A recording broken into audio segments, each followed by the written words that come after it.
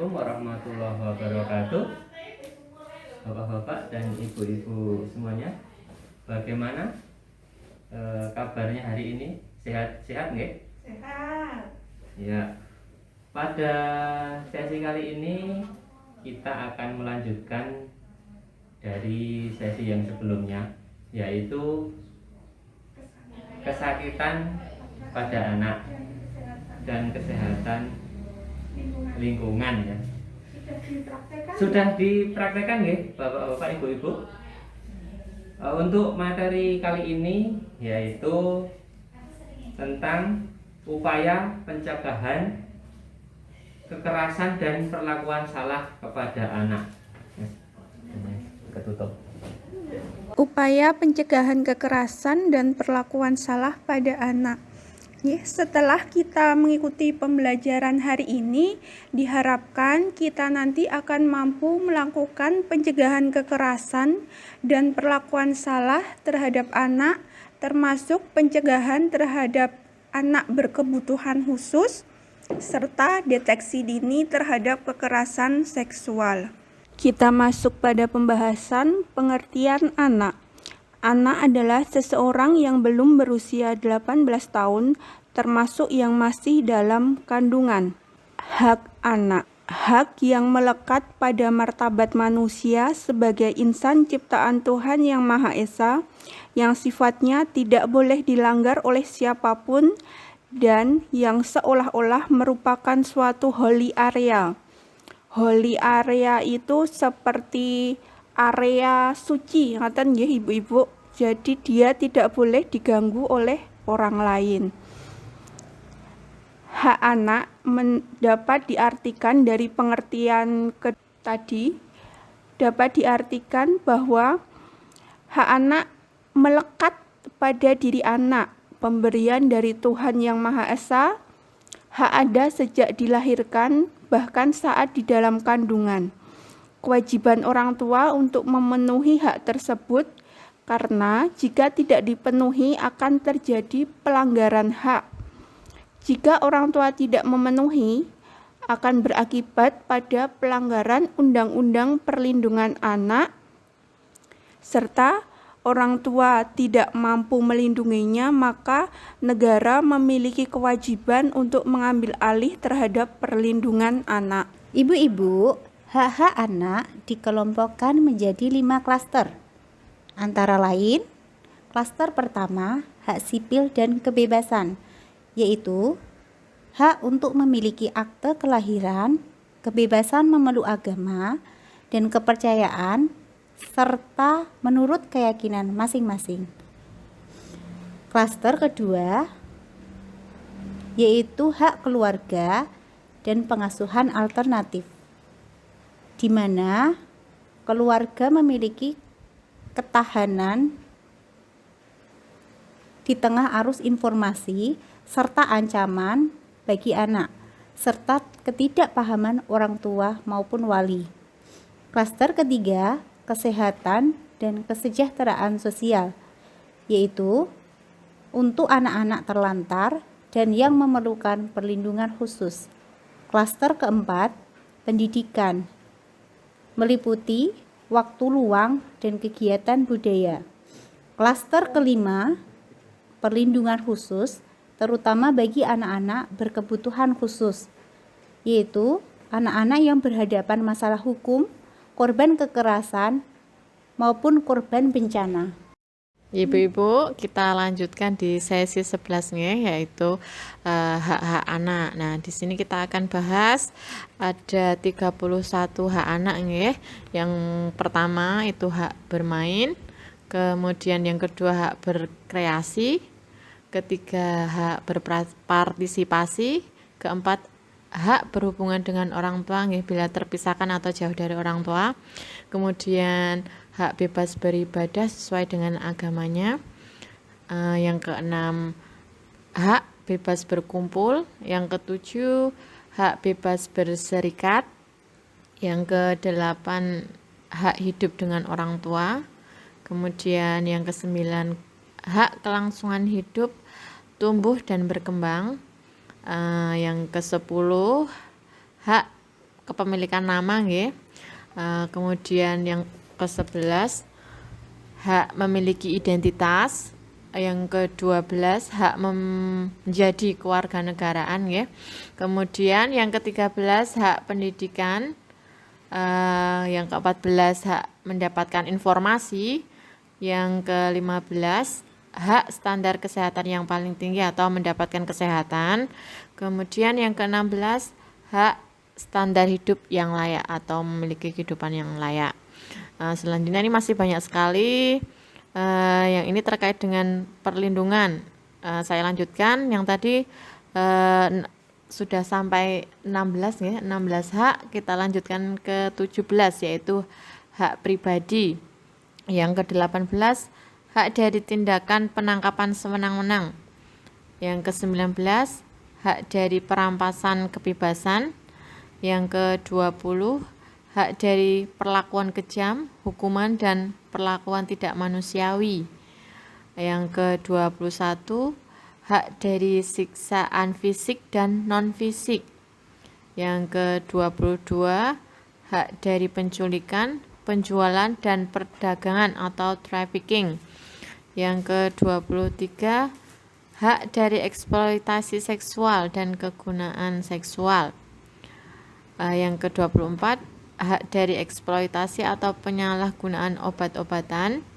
Yang ke-25 hak dari eksploitasi sebagai pekerja anak. Yang ke-26 hak dari eksploitasi sebagai kelompok minoritas atau kelompok adat terpencil.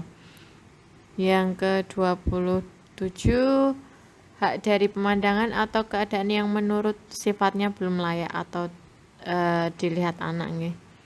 Yang ke-28 hak khusus dalam situasi genting atau darurat seperti perang ya. Yang ke-29 hak khusus sebagai pengungsi atau orang yang terusir atau tergusur. Yang ke-30 hak khusus jika mengalami konflik dengan hukum. Dan yang terakhir 31 itu hak khusus dalam konflik bersenjata atau konflik sosial.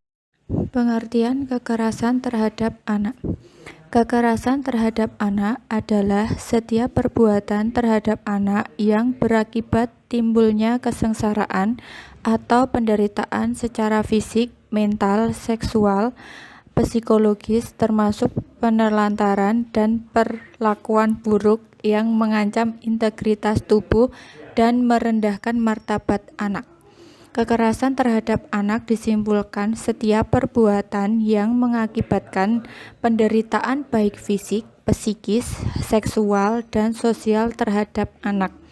Perlakuan salah.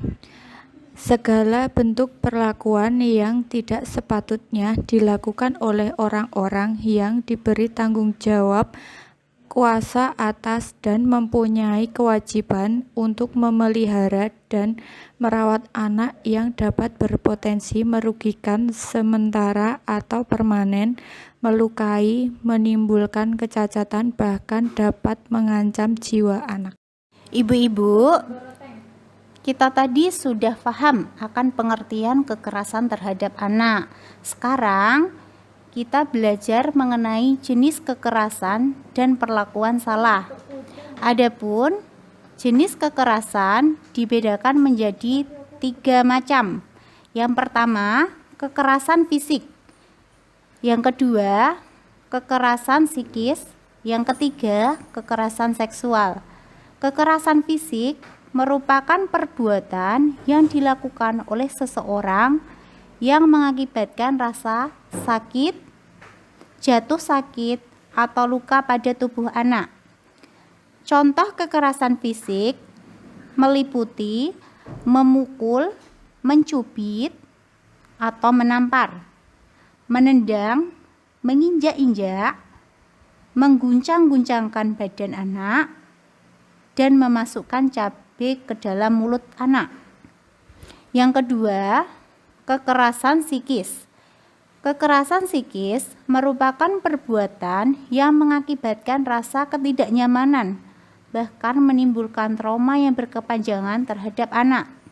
Kekerasan ini dilakukan secara berulang-ulang tanpa disadari maupun disadari oleh pelaku.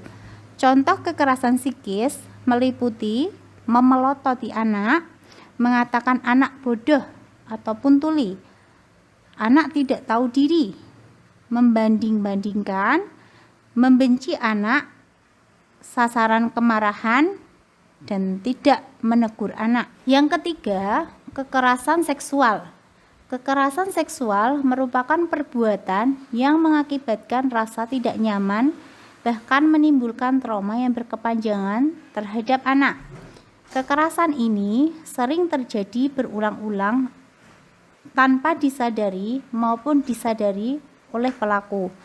Adapun contoh kekerasan seksual meliputi pantat dicolek, alat kelamin diraba-raba, payudara diremas, dipaksa melakukan berhubungan seks, diperkosa, disodomi, ataupun dijual ke mucikari. Deteksi dini kekerasan terhadap anak. Tadi kita sudah belajar terkait pengertian, jenis, dan contoh-contoh kekerasan terhadap anak. Sekarang bagaimana sih caranya kita tahu kalau anak kita itu mengalami kekerasan? Nah, itu ada tanda-tandanya nggih, Bu? Yang pertama, tanda-tanda kekerasan yang terjadi pada anak dilihat dari segi gerakan-gerakan yang tak wajar. Kalau anak-anak kita mengalami kekerasan seksual, gerakan tak wajar yang akan sering dilakukan, yaitu yang pertama, kedua bahu terangkat sehingga menutupi leher, di mana gerakan ini merupakan refleks seseorang untuk melindungi tubuhnya. Kepala tertunduk ke dalam, kedua tangan dan kedua kaki akan menyimpul erat. Lutut tertekuk ke dalam, tubuh akan menekuk, mata berkedip-kedip, kemudian wajah akan terlihat pucat pasi. Jadi seperti orang yang mengalami trauma, ya. Kemudian dilihat dari gejala fisik, sakit jika memakai celana dalam dan mengeluh kesulitan atau kesakitan saat BAK dan BAB. Cedera pada buah dada, bokong, perut bagian bawah, paha sekitar alat kelamin atau dubur. Memar di bagian tubuh atau gigi cedera, tanggal saat pelaku menyergap dan memaksa korban merapat di dinding dan korban melawan. Rasa panas dan nyeri di area genital atau area kemaluan dan terasa sakit jika disentuh.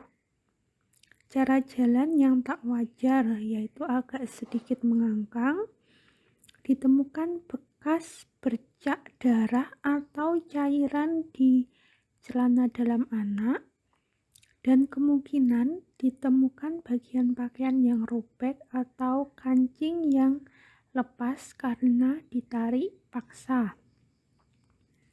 Kemudian kalau gejala psikis, anak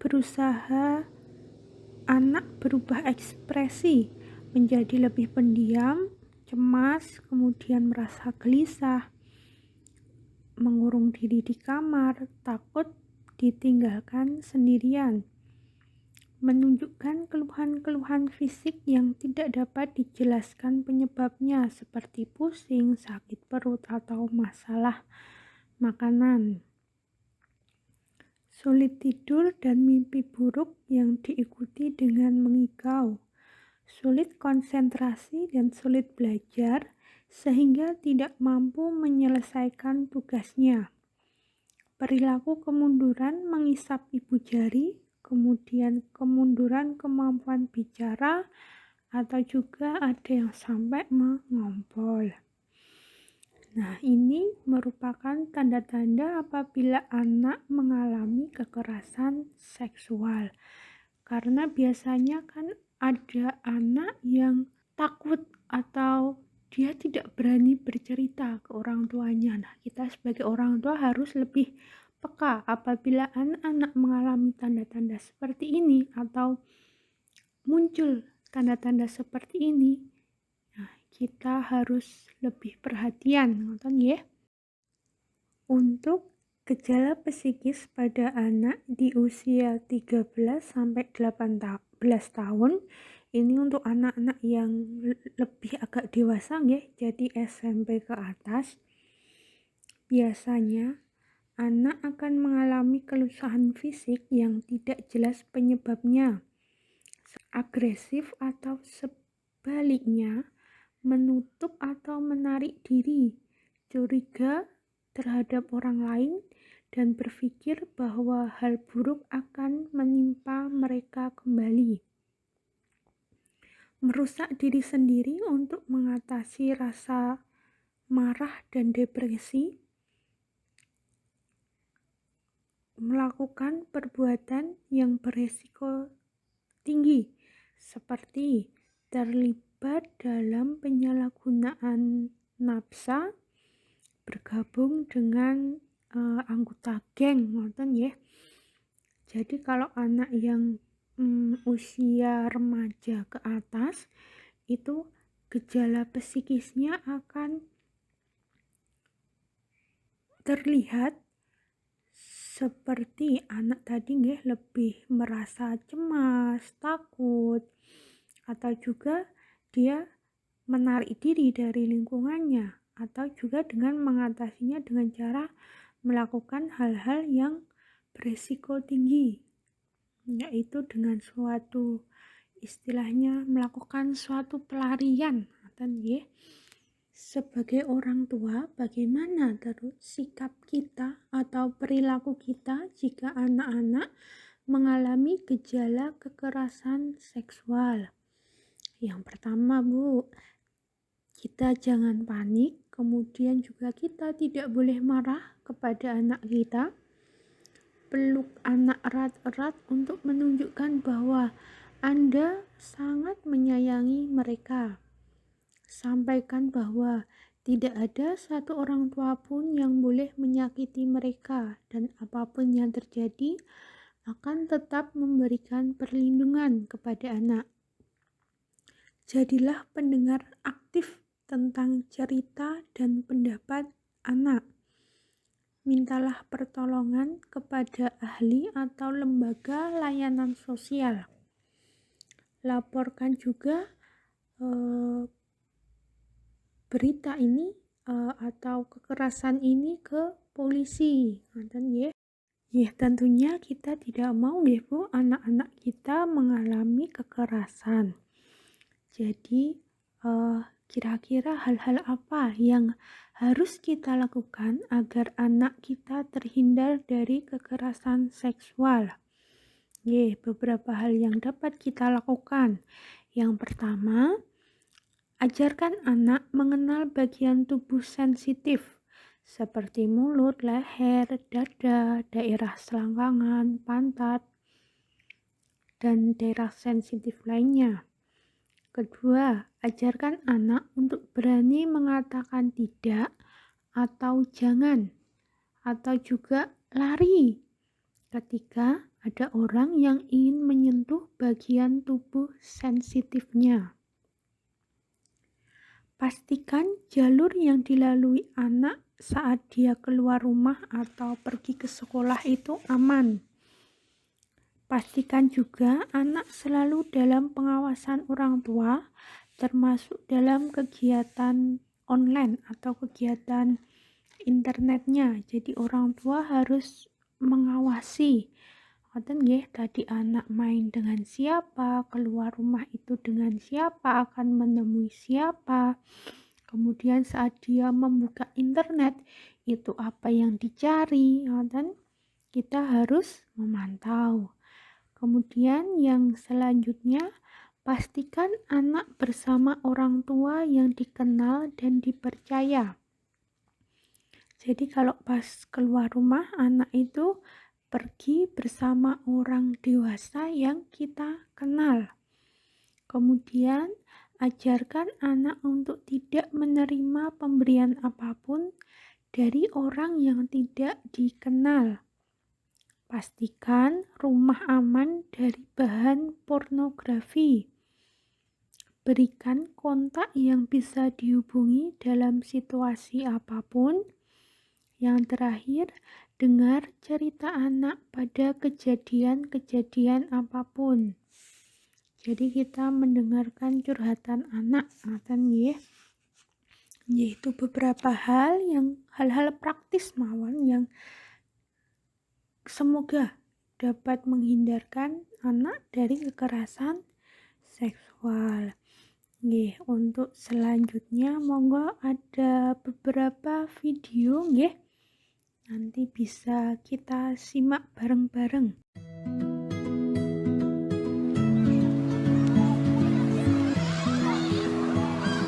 Serunya bermain bola. Ada siapa itu? Ada orang mau kasih bola baru buat Aksa. Wah, Aksa pingin sekali. Anak pintar, jangan ikut dengan orang lain ke tempat sepi ya.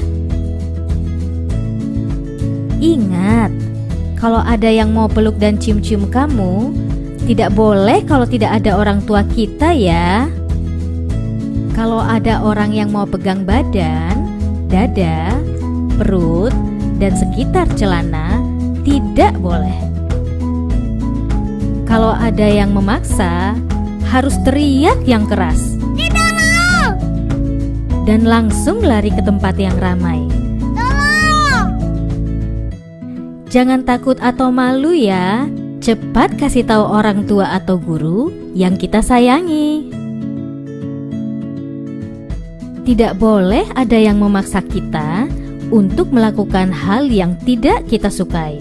Bahkan orang yang paling dekat sekalipun, seperti orang tua, kakak, paman, kakek, guru, teman, atau orang yang tidak kita kenal. Jika anak-anak mendapatkan perlakuan tidak menyenangkan dari siapapun, orang tua harus membawa mereka berkonsultasi dengan para ahli agar anak bisa ceria kembali. Ingat, hubungi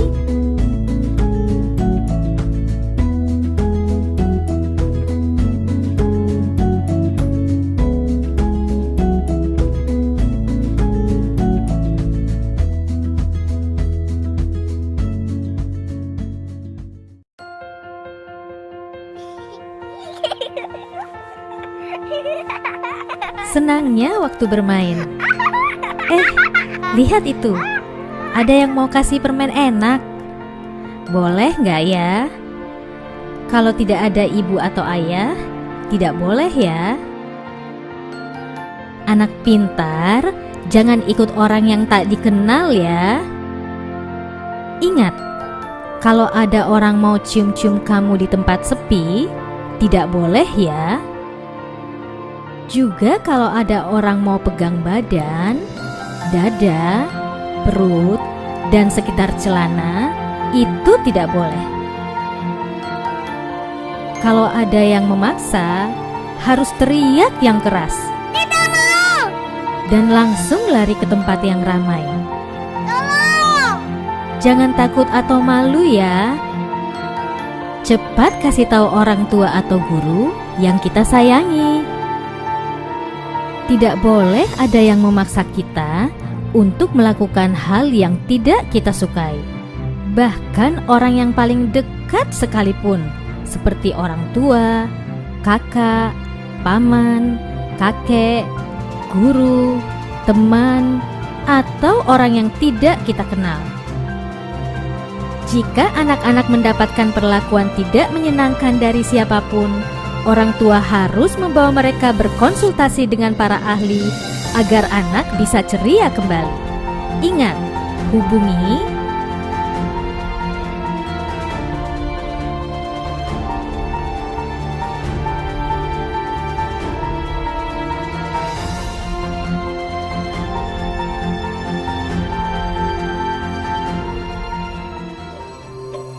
sentuhan boleh, sentuhan boleh, kepala, tangan, kaki.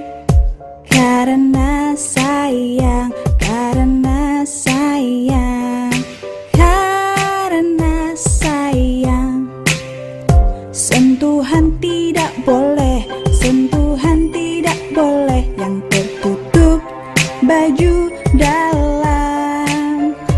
Hanya diriku yang boleh menyentuh.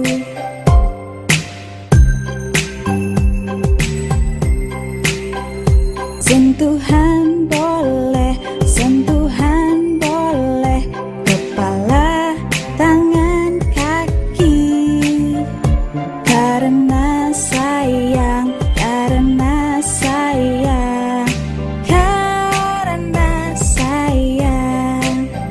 Sentuhan tidak boleh, sentuhan tidak boleh yang tertutup baju dalam.